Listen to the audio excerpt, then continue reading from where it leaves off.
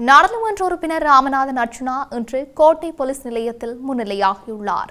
கோட்டை தொடருந்து நிலையத்துக்கு முன்பாக காரை நிறுத்திய சம்பவம் தொடர்பில் வாக்குமூலம் வழங்கப்படுவதற்காகவே அவர் போலீஸ் நிலையத்தில் முன்னிலையாகியுள்ளார். இதன்போது ஊடகவியலாளர் ஒருவர் தப்பை செய்யாத ஆள் போலீஸ் நிலையத்திற்கு வந்துள்ளீர்கள் என கேட்டதற்கு சரி உங்கள் வேலையை பாருங்கள் என சொல்லியபடி போலீஸ் நிலையத்துக்குள் செல்லும் சம்பவம் இடம்பெற்றுள்ளது.